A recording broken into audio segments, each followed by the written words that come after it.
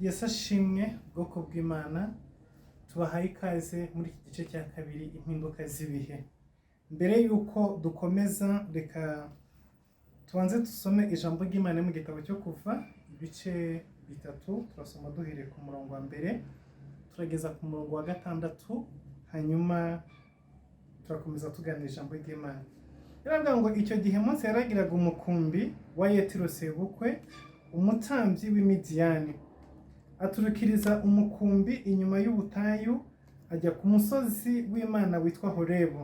Marayika w'Uwiteka amubonekera mu kirimi cy'umuriro kiva hagati mu gihuru cy'amahwa.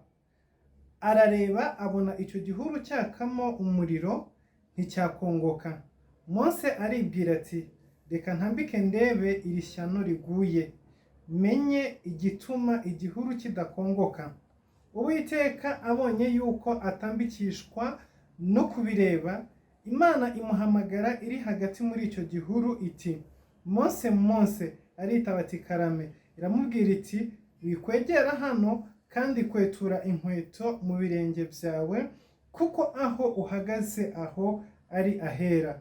Kandi iti, ndi Imana ya so, Imana ya Aburahamu, Imana ya Isaka, Imana ya Yakobo. Mose yipfuka mu maso kuko atinye kureba Imana. Izina ry'Imana rihabwe icyubahiro. Reka dusenga Imana. Data, mu izina rya Yesu Kristo, mu izina rihambaye, turagushimira imbabazi zawe, turagushimira urukundo rwawe, turagushimira umuhamagaro wawe, turagushimira imirimo yawe n'ibitangaza ukorera hagati muri twebwe ubwoko bwawe. Izina ryawe rihabwe icyubahiro. Rero muri kano kanya tugarutse imbere yawe Data, kugira ngo tuganirize ubwoko bwawe ijambo ryawe.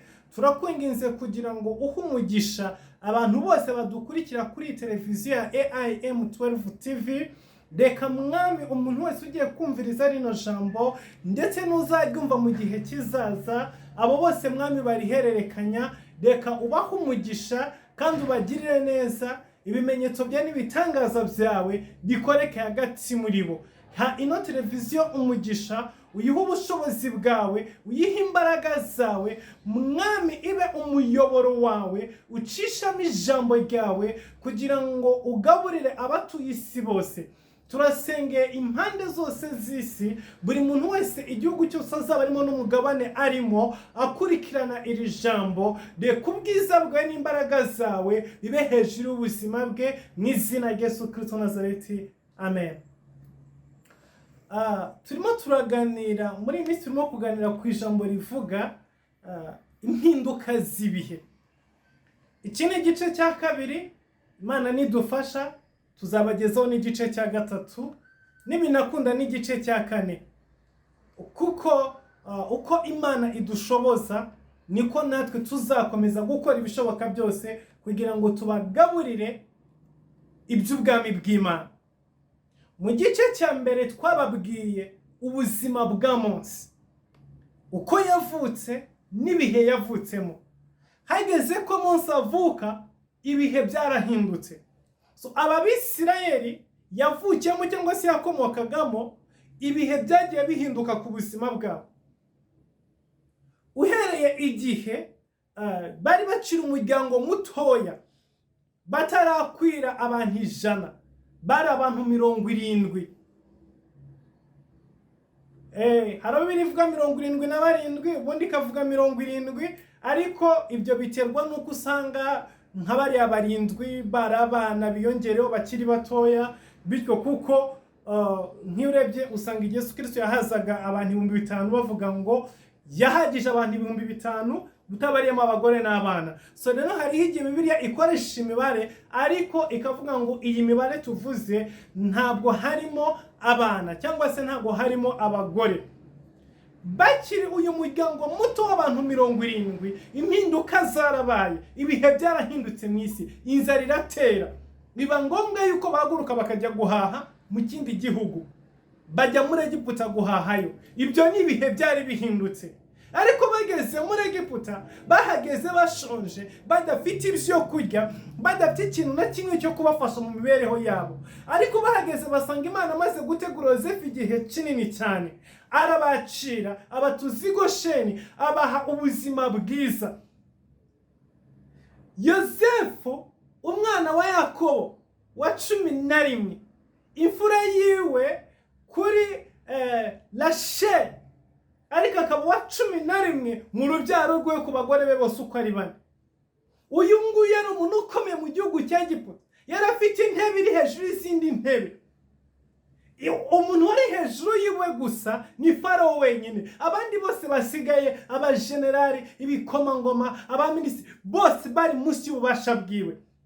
Rero Abisirayeli cyangwa se uru rubyaro rwa Isirayeli cyangwa se abana ba Yakobo bavuye i Kanani bishwe n'inzara, barabuze icyo kurya, bageze ahantu bagera mu gihugu gikomeye kuruta ibindi bihugu byose. Icyo gihe ku isi buri muntu wese ufite inzozi zo kuba mu gihugu gihambaye yarotaga kuba muri Isirayeli, nk'uko uyu munsi wa none abantu benshi barota kuba muri Amerika nk'igihugu gihambaye ku isi. Uyu munsi wa none ibihumbi n'ibihumbi birirwa bakina green card, birirwa ku ambasade, ku miryango ambasade ya Leta Zunze Ubumwe za Amerika bashakisha amaviza, bashaka cyangwa se bifuza uburyo bajya gutura muri kiriya gihugu. Kubera iki? Ni igihugu cy'igihangange, ni igihugu gikomeye mu buryo bwa gisirikare, ni igihugu gikomeye mu ikoranabuhanga, ni igihugu gikomeye muri ekonomi, ni igihugu gikomeye muri religiyo. Yubonye insengero zo muri Amerika ubona ko zitandukanye kureka n'insengero zo muri Afurika. Ni igihugu gikomeye mu nganda, ni igihugu gikomeye mu mashuri, muri education. So ni igihugu cyafashe umuco wawo kiwukwiza ku isi yose. Nta gihugu na kimwe bajyamo ku isi ngo buremo umuco w'Abanyamerika. No kuvuga ngo umuntu wese ushaka kuba mu gihugu gihamba inzozi ziwe yifuza kujya muri Amerika. So muri kiriya gihe rero Egiputa nicyo cyari igihugu cyiheje ibindi bihugu byose, cyari igihugu cy'igihangange, cyari igihugu gikomeye, gifite iterambere riri hejuru, ekonomi iri hejuru mu buryo bwose. Tekereza uyu munsi wa none rero nka vice president wa Leta Zunze Ubumwe za Amerika ari umwana wawe, ugahaguruka ukava mu gihugu nk'u Rwanda cyangwa nk'u Burundi cyangwa nka Kongo idashiramo intambara, cyangwa se nka Uganda ibamo kakavuyo munsi, hanyuma ugahaguruka ukerekeza muri Amerika, vice president ari umwana wawe, uvuye ahantu wari ushonje, wari ufite inzara. Bivuze ngo izo ni impinduka z'ibihe. Ibihe biba bihindutse mu buzima, imibereho ibihindutse, buri kintu cyose kiba gihindutse. Biravuga ngo Yozefu yabatoranirije ahantu heza kuruta ahandi. Aho niho batuye i Gosheni, hari ubutaka bwiza, hamera, hari amatungo, ubundi bagira ibyiza byose by'igihugu cya Egiputa. Bari baguwe neza. Ibihe byahindutse bava mu bihe bibi, cyangwa se ibihe byahindutse bibakura mu buzima bubi, bibapushinga, bibasunikira, bibajugunya mu buzima bw'igitangaza, mu buzima bw'inzozi benshi barota bagapfa zidasohoye. Kuko buri wese muri buno buzima abarota kubaho neza, buri wese muri buno buzima abarota gukomera, abarota kuba mu gihugu cyiza, abarota kurya neza, kwambara neza, kugira ijambo, kugira uburenganzira, kuba afite umutekano uhambaye. Kuko bageze muri Egiputa barindwaga n'ingabo z'ibwami nk'umuryango w'ibwami. Ntago bari abantu bari babaho gutyo gusa n'amatungo yabo. Uyu munsi wa none ugeze ahantu inka za perezida zirishiriza, usanga zirinzwe n'abajepe. Aho wowe uryama udafite n'umuzamu imbere y'umuryango, inka zo zirindwa n'abajepe. Niko bigenda. Nubwo ngo yuri umuryango w'ibwami, iyo ubibwami n'amatungo yawe ararindwa n'igisirikare gihambaye. Turimo kuvuga ku mpinduka z'ibihe. Hallelujah. Ibihe muri iyi si bijya bihinduka. Iyo rero ya n'impinduka ya mbere ibayeho, ariko biravuga ngo haza kwima undi mwami utigeze kumenya Yozefu. Ibintu birongera birahinduka. Vuga ngo ibihe birahinduka. Hallelujah. Muri iyi si ibihe birahinduka. Uwo nguwo waje ahita bambura uburenganzira bwose n'ubushobozi bwose bafite mu gihugu, abahindura abaturage basanzwe. abavana kuba abaturage basanzwe ahubwo abasunikira mu rwego rwo kuba abacakara, abambura uburenganzira bwose, abambura indangamuntu, abambura pasiporo, abambura buri kimwe cyose, abambura imirima, abambura ubushobozi, arangiza avuga ngo uhera umunsi wa none muri abacakara muri iki gihugu. Cya gihugu bari bakomereyemo, bari bafite ijambo ryo hejuru, barindwaga n'ingabo z'ibwami, bari bafite ibyiza byose byo mu gihugu, ibintu birahinduka, ako kanya bisanga ari abacakara. Muri izo mpinduka z'ibihe bikomeye kandi bigoye, nicyo gihe Mose yavutsemo. Yavutse mu bihe ibintu byahindutse, Abisirayeli cyangwa se umuryango avukamo ari abacakara. Ntibari abacakara gusa, ahubwo n'abana b'abahungu baricwaga. Ibyo ngibyo twabivuzeho mu gice cya mbere, ubuzima Mose yavutsemo. Ariko Imana yaremye isi n'ijuru, ireba Mose iramuroba. Nkuko uroba ifi ukayivana mu mazi, ukaba warijyana munsi wawe, ugakreatinga icyuzi, hanyuma ugafata ifi ukayikura mu nyanja, ukaza ukayishyira muri cya cyuzi kiri iwawe. Reka mbabwire, ubundi inyanja ntabwo ibamo amafi gusa, ibamo ingona, ibamo imvubu, ibamo n'ibindi bifi binini by'udufi dutoya. Noneho reba, twa dufi dutoya tumirwa n'ingona, tumirwa na bya bifi binini bya barene, ukagenda ukagafata ukagakura muri iyo nyanja aho kari gupfira cyangwa se kari kuribwa, hanyuma ukakazana iwawe ukagashyiraho icyuzi, ukajya ukagaburira. Ibyo nibyo byabaye kuri Mose. Bivuze ngo nanone kandi ibintu birahindutse.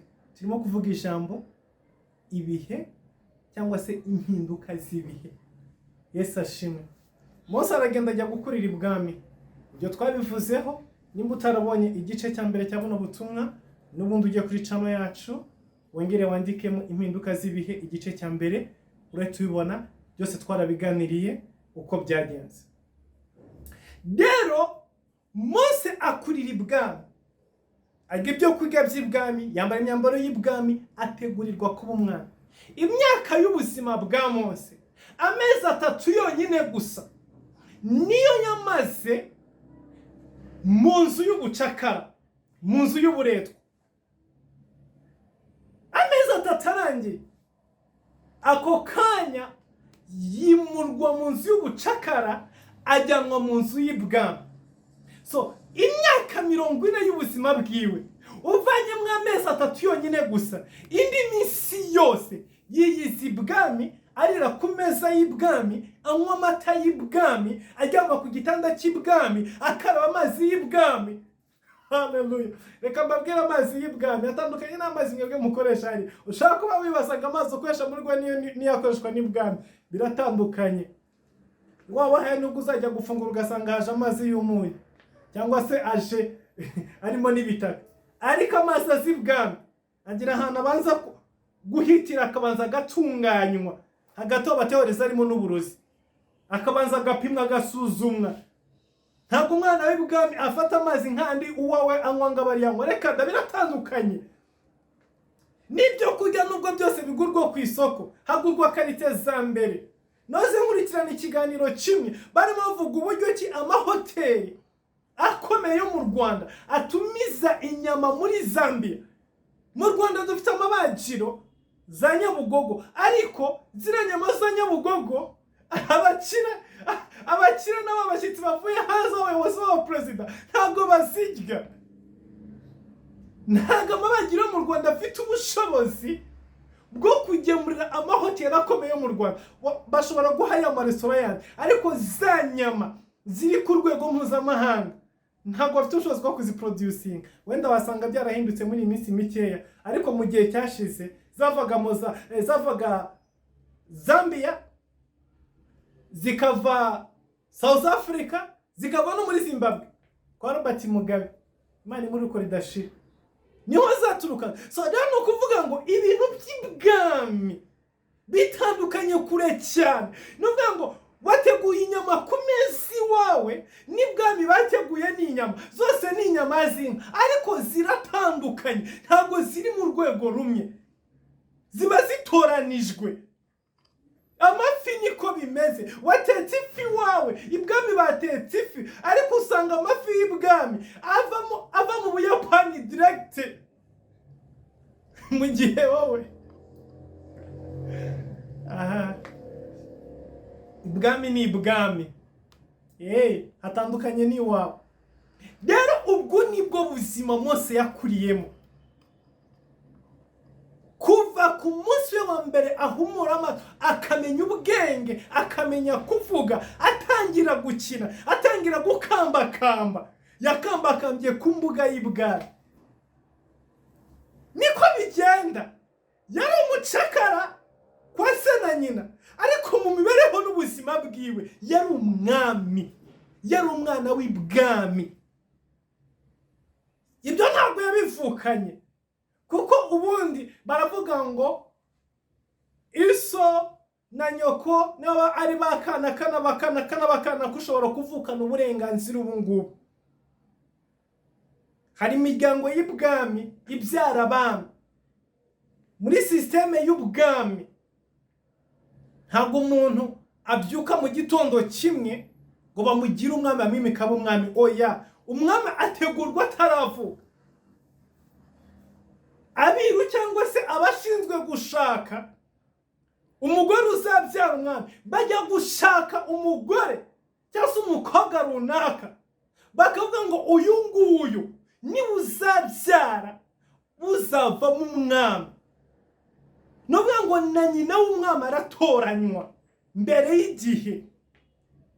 Rero umwana avuka ari umwami. Hari ibindi wenda bishobora kubaho. Hashobora kubaho impanuka runaka, wa mwana wavutse ari umwami agapfa. Ariko iyo apfuye, hariho uburyo ki ibintu biteguye ku murongo, bivuga ngo asimburwa n'uyu.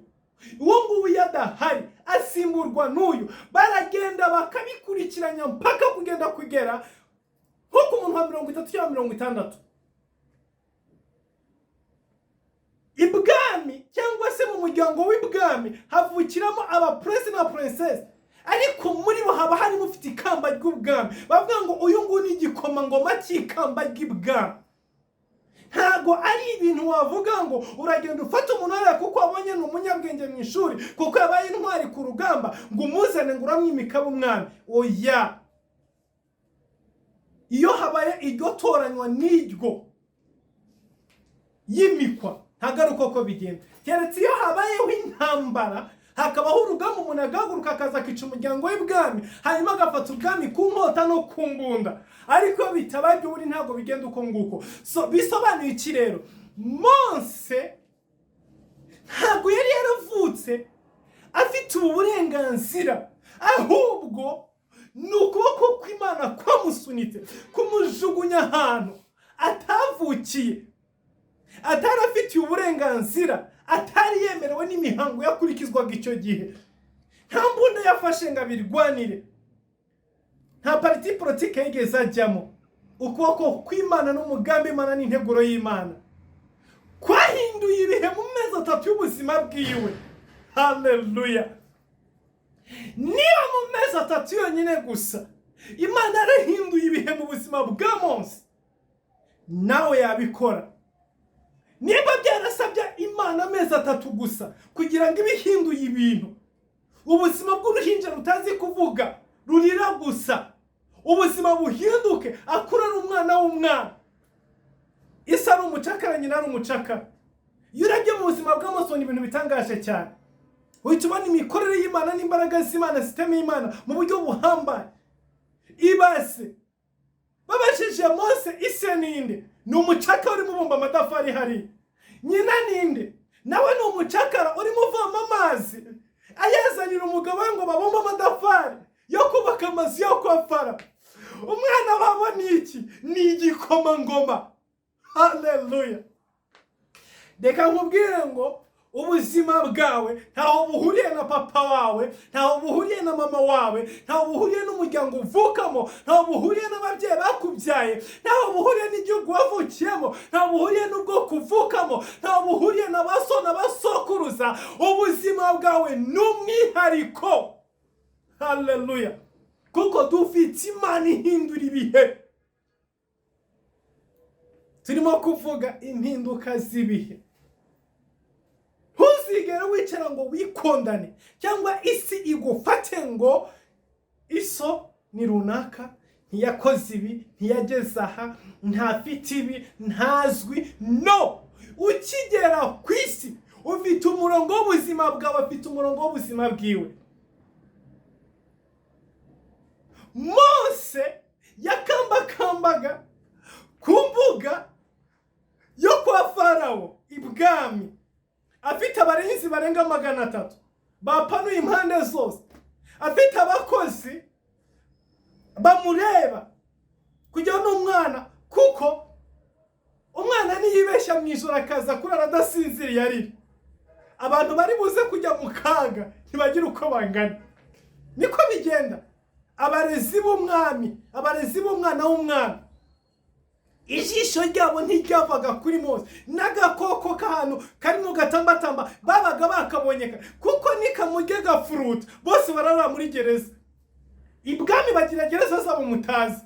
Mu rugo rw'ibwami, mu nzu z'ibwami haba harimo za gereza. Umwami agufunga atavuye iwe. Abakozi barafungwa bagakubitwa bakabazwa, ubundi barangiza ku manywa bagakara bakihanagura bagasa neza bagasohoka baseka, ariko baraye mu mwobo bakubitwa. So rero ibyo byose abakozi ba Mose bari bafite ubwoba buhambaye, bagombaga gukora attention ku kana kariko kose.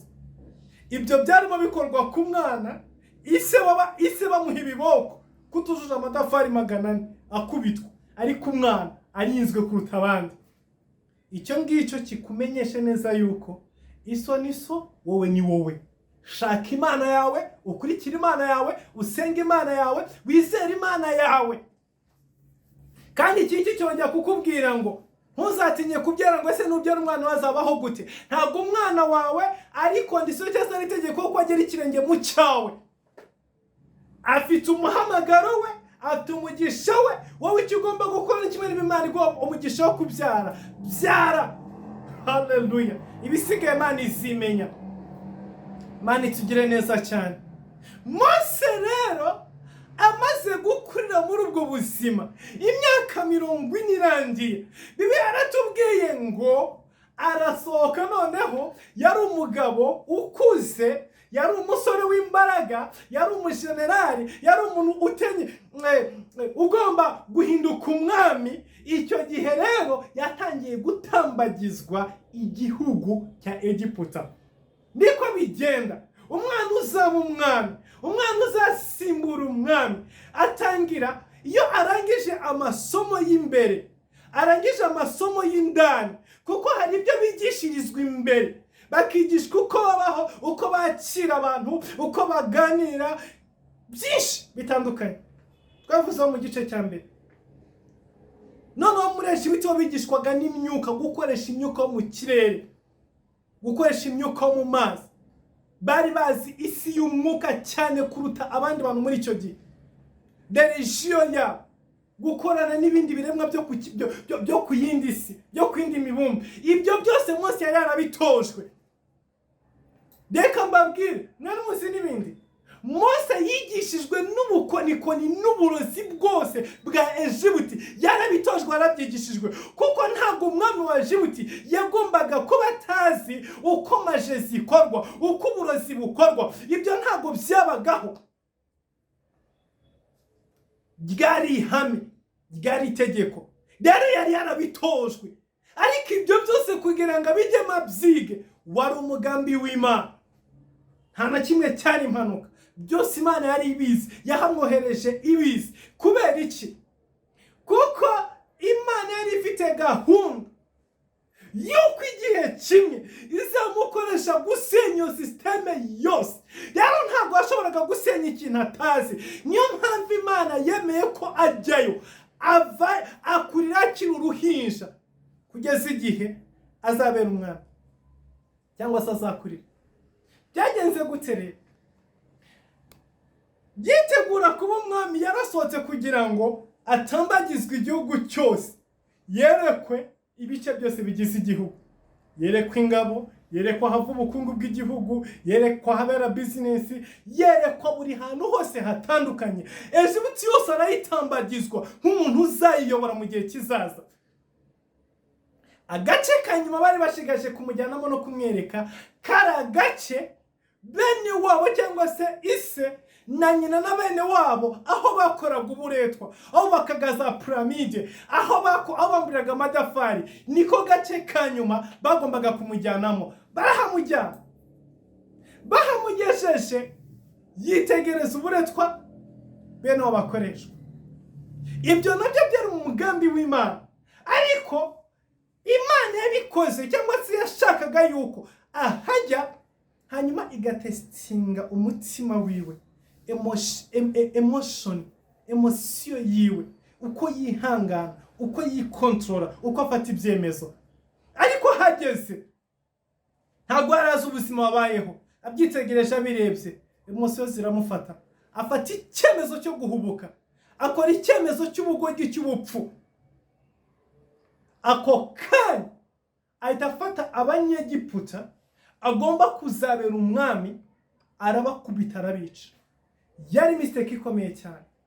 Ubundi iyo uri umwami ntabwo ugira idini, ntabwo ugira ubwoko, ntabwo ugira uyu cyangwa uyu. Iyo uri umwami ukoresha amategeko, abantu bose babangana imbere yawe. Ariko yagize amarangamutima, arahubuka, afata icyemezo cy'ubuswa n'ubugoryi bukomeye cyane, afata Abanyegiputa barimo bakoresha uburetwa b'Isirayeli, arabakubita arabica. Ako kanya examen yo kuba umwami wa Egiputa yari mutsinze. Ntabwo byari bigishoboka ko abakibaye umwami wa Egiputa, kuko izo karakteri ntabwo ari iz'umwami. Umwami wese ahava akagera ntabwo agira ubwoko. Umwami wese ahava akagera ntabwo agira abavandimwe, ntabwo agira iki cyangwa iki. Nuvuga ngo ukimara kuba umwami, umwiza, umubi, ugukunda, ukwanga, bose ni abantu bawe, bari mu nshingano zawe, ugomba kwitaho kimwe, ugomba guha uburenganzira bumwe, ugomba gufata kimwe, imbere y'amategeko bangana, ugomba kurenganura no kurengera no kurwanira no kurinda. Ariko Mose byaramwangiye, akora ikosa rikomeye. Ako kanya examen yo kuba umwami wa Egiputa ibiramutsinze.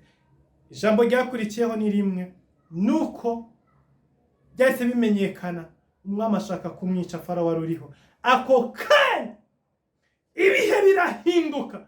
Wa muntu wari mu buzima bwo hejuru, wa muntu wari uri ibwami, wa muntu wari ufite buri kimwe cyose, wa muntu wategekaga buri kimwe cyose, ako kanya yisanze ajugunywe, akuwe ibwami, ajugunywa mu butayu.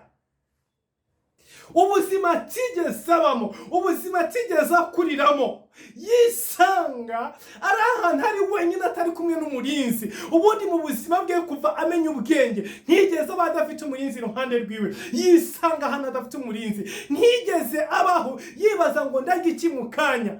Yisanga ahantu atazi icyo ari bujye mu isaha ikurikira.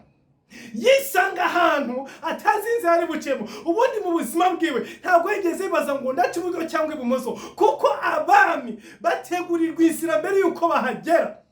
Agihaguruka mu rugo, ahagiye haba hamaze gutegurwa inzira acamo, haba hamaze gusukurwa, nta muntu umwe uyirimo. Ariko yisanze ari mu nzira adafite umuntu n'umwe umubwira ngo aha hari umutekano, hanga nta mutekano hari. Ibintu byari bihindutse, ibihe byari bihindutse. Mu gice cya gatatu tuzabaganiriza impinduka z'ibihe Mose yinjiyemo nyuma y'imyaka 40 y'ubuzima bwiwe, kugeza igihe yujuje imyaka 80, marayika w'Imana akamanuka akamusanga mu gihugu cya kumuriro. yasohotse ibwami kwa Farawo yujuje imyaka 40. Nubwo ngo imyaka 40 y'ubuzima bwa mbere imyaka 40 y'ubuzima bwa Mose yari yibwami. Indi myaka 40 yakurikiye yari ari mu butayu kwa Yetiro. Bivuze ngo ku myaka 80 nibwo marayika yamusanze mu gihuru cya kumureba. Aho ngaho ni igice cya gatatu kizatangirira tubabwira muri imyaka 40 ubuzima yabayeho nyuma y'impinduka zari zimaze kumubaho. Imana ibahe umugisha. Reka dusenge Imana.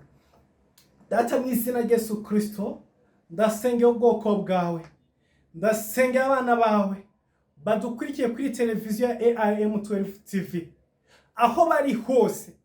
Reka ubuzuzemo imbaraga zawe, ubashyire mu bushobozi bwawe.